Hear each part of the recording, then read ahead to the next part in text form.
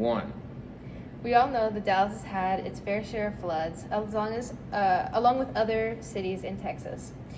The rising sea levels come with water displaced in cities all over the U.S. year after year.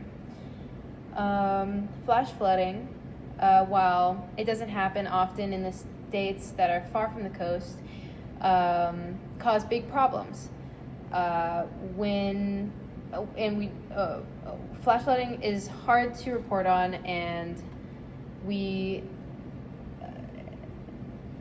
usually just end up waiting them out. But without solutions for the small problems, we face great loss when the problem ends up being a sudden 23 inches of rain in an afternoon. In Langhorne, Pennsylvania, the creek overflows so often that the government has bought out many of the houses in the area and either razed or completely demolished them.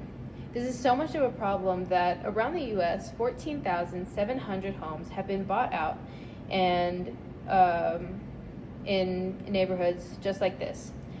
A woman living in Langhorne fights to protect the creek and the surrounding community by encouraging people to refuse the buyout and raise their homes to keep living there. A man living there says that it never really made sense financially for him to stay, but now he feels stuck in the house that he's fought so hard to keep. Why should people feel like they need to move just because water raises to insane levels? Let me think. And 23 inches of water is enough to sweep cars like dust and people like us even more so. We know this because of many historical examples, such as Galveston. In the year 1900, there's a 16-foot storm surge that took 12,000 lives and costed $1.25 billion in damages. In 1927, the Mississippi River overflowed across 27,000 square miles, costing 500 lives, displacing 630,000 people, predominantly from black communities, which reshaped American history and helped create the Great Migration. These problems were exacerbated by infrastructure failures across the board. In Galveston, they had no proper warning system to know that the hurricane and the following storm surge were coming. In Mississippi, they had levees that had hunkered down under the weight of the water, concentrating the water in a smaller area, but over a higher overflow, which was much more dangerous for the people living there. And just last year as well, in Livingston, Texas, a young father named Clinton Jones and his 3-year-old son narrowly escaped a lake overflow along with thousands of others in Livingston, Texas.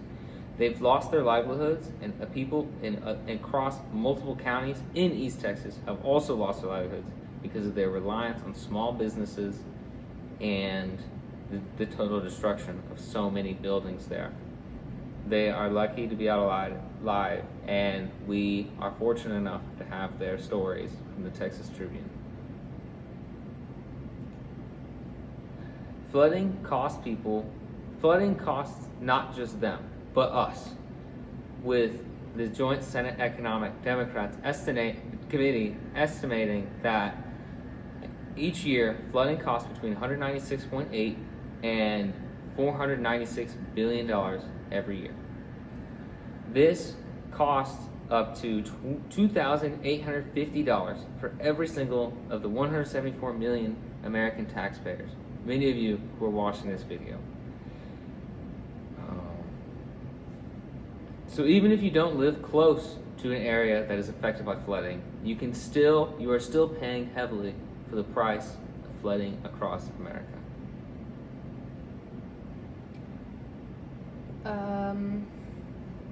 And this is the second part. Yeah. Okay. I'm already gonna cut some stuff. Okay. Just keep talking. All across the world, throughout time, people have had many different solutions for flooding. In Italy, the Venetian state, the Great Council in 1322, 1424, and 1768 made decrees to make 50, 30, and then eventually 55 wells all over the city. These wells, as you can see on the screen, were big squares with the well in the middle and a drain on all the sides of the square. And when it would rain or flood, this would take the water and drain it through sand to create clean drinking water for the city. Because we all know Venice is an island surrounded by salt water, and this at the time was really one of the only ways that they could get clean drinking water. Now these things are outdated. They can get drinking water from other places, and they don't really need these wells. But they still have other solutions. Like now they have this thing called the MOSE system, which using pneumatics are these pillars that will raise out of the ocean and create a wall, and this fights against the rising tides. Even further back in ancient history, with the ancient Egyptians, we see some of the first solutions for combating flooding across America, with the invention of the Nilometer, an equal-sized stairwell that is dug into the ground with a meter in the middle that allows them to measure and predict the flooding levels in the coming flood season. This allowed them to concentrate where their housing should be and how far it should be from the river, from the Nile River, and on how to concentrate their harvests.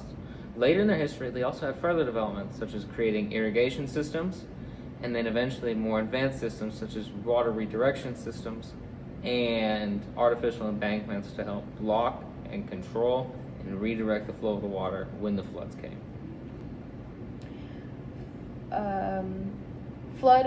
Regular concrete allows water to flow over it and into storm drains, which will eventually flood when, in a case of flash flooding, the water is too much to handle.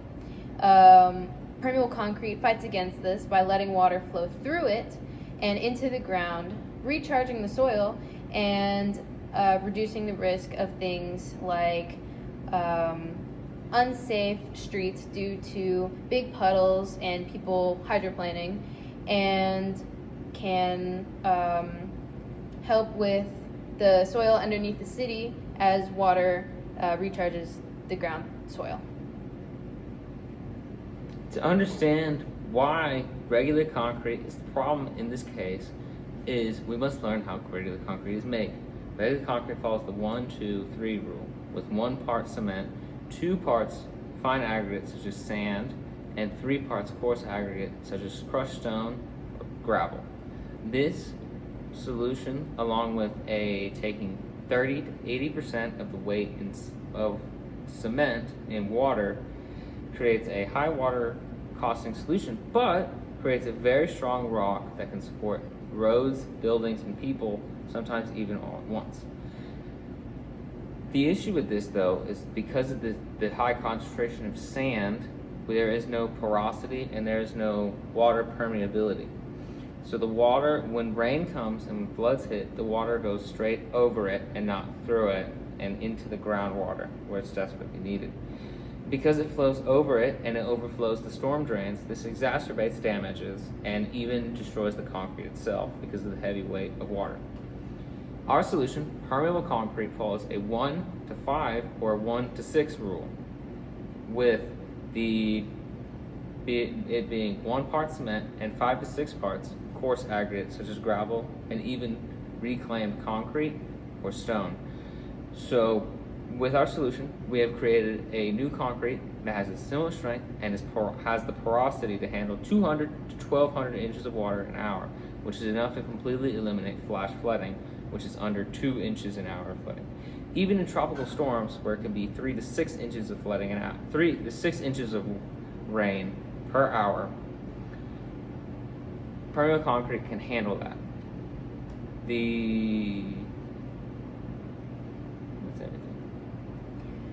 Our demonstration, which we don't have because it's a video, will show that we have a lot of dirt, which is about like that much dirt in there, and it'll represent the ground underneath the concrete right now. We have a layer of coarse aggregate on top, or not coarse aggregate, our permeable concrete on top. And you'll see that as we pour the water on top, instead of the water pooling on top of the concrete, it'll go straight through, and you'll be able to see that the water is actually pooling in the dirt. Obviously, this would be a little bit different because the ground is a lot deeper in real life and is not in a bucket, but this shows how effective permeable concrete really is. Okay, this solution can be changed up a little bit. We used a pretty coarse aggregate, and this can actually be changed. We can use coarser or less coarse aggregate to maximize the flow of water. This was extremely cheap though, as it costed less than $3 for 19 pounds. This demonstration is not 19 pounds, but can still handle a lot of water. Yeah. Reducing top level water flow can actually help us completely eliminate some of the damages caused by flooding.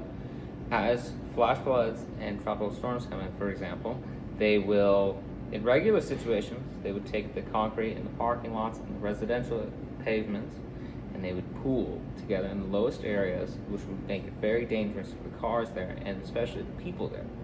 But with permeable concrete, it'll be filtered and taken back into the ground, where it can be more filtered groundwater, and it'll be recharged, allowing us to use it in different purposes, and even reducing the heights of future floods because of the re-regulation of the groundwater and the soil. But it comes at one thing: a higher upfront cost. Permeable concrete costs $6 to $15 per cubic yard versus regular concrete's $4 to $12. But according to the same Senate study, for every dollar invested in flood mitigation and prevention, you save $5 to $8 in flood damage repairs. Meaning that for the extra $2 to $4 that we are spending, we're getting back $10 to $20 back. It is a very profitable investment. And for example, in a very extreme environment and high risk areas such as New Orleans, facing all 4 types of flooding: river overflow, tropical storms, storm surges, and flash flooding, you would spend $27,000 completely repairing or completely reinstalling your permeable pavement, which is a 50% saving over the regular cost of concrete, and over the 20 years that the regular concrete lasts. But once you factor in that permeable concrete lasts an extra 10 years over it, you get an extra 75% saving because you don't have to worry about spending that same cost again, on top of repairing it in even worse flooding situations. And Permeable concrete is an investment for your future, and permeable concrete is an investment for your solution, as it handles things like flood mitigation, road safety, and land erosion.